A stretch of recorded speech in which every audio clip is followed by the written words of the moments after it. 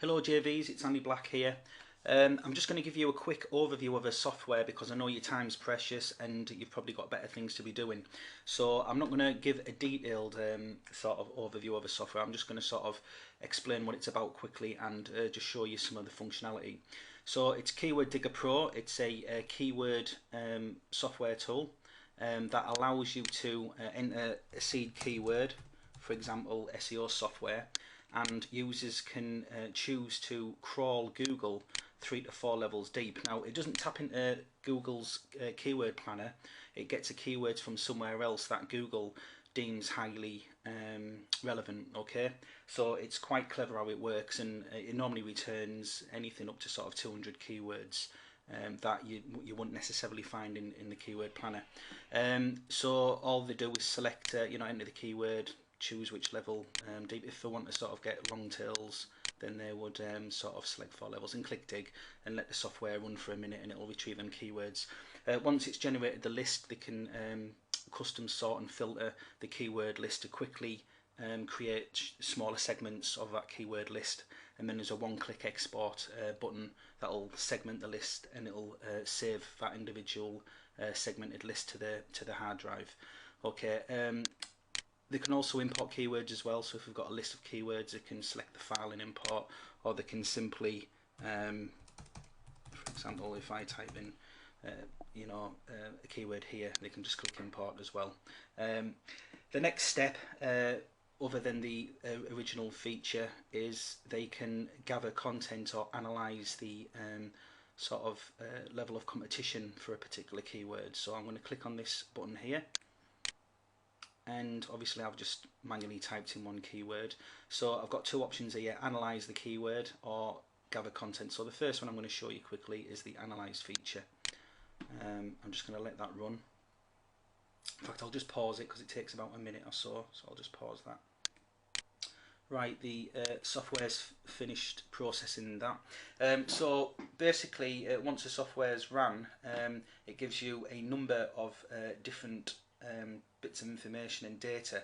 Now there's on-page elements for the on-page SEO, page rank, and also offline data as well, which is your sort of social signals, backlinks.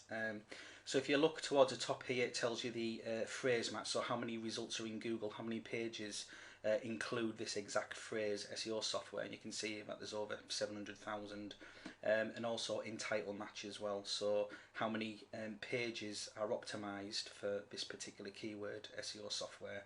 We can see here there's nearly 70,000. On the left hand side we've got source code, so this is how many instances of this particular keyword SEO software is actually visible in the source code. So these can be like title tags as well, and hidden sort of elements are not necessarily visible on the page, so you can just see how optimized the page is for that keyword. Again, title tag, if you hover over, you'll see if there's a green tick, it means that the keyword is present in the title, and if I hover over that, you can see the actual title there. Meta description, again, if it's got a tick, it means that the keyword's present, and if you hover over it, you can see that.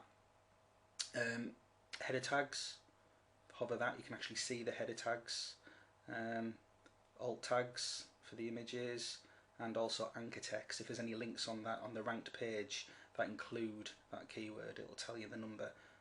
And again, you can just sort of hover over and it will tell you what it is. It also calculates an average up the bottom. So the average sort of instances in a source code is 6.2. 90% of the top 10 results have the title optimized for the keyword. Again, for the description, 60% of the sites are optimized using header tags, and so on. So it just gives them a really good sort of like broad view of the on-page and off-page SEO factors. Again, Facebook shares, which is quite a prominent sort of social factor these days. Tweets, and also Google plus ones as well, it gets that information.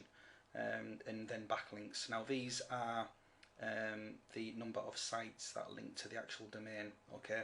The end column, you can't see anything in here, but basically there'll be a little YouTube type symbol here if the ranked result is a YouTube video. Okay, obviously this is a competitive keyword, so there's no no videos on the first page.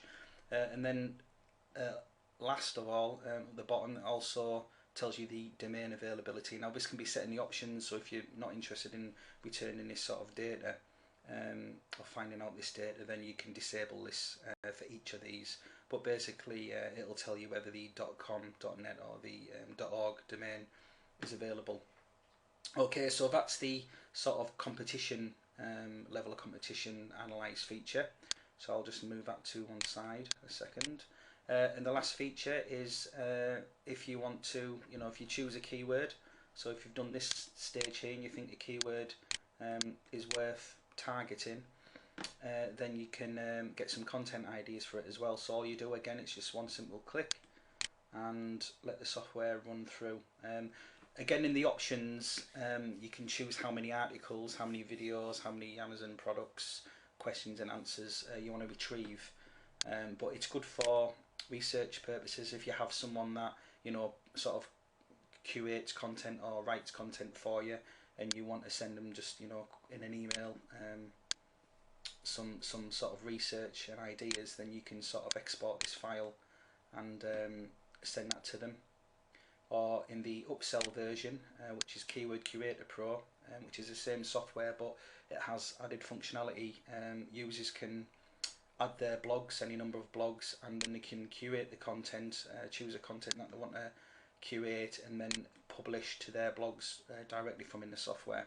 So you can see here we've got some articles, we've got questions and answers, we've got Amazon products, there's YouTube videos. You can also preview the actual videos as well from within the software. Hey, what's going on, everybody? Anushka Sheffy here from Okay, and then all you do then is you just click export, and it exports the content to a data folder within the software. Okay, so that's basically the front end software. Hope you can join us on the 9th of December, and thanks for watching.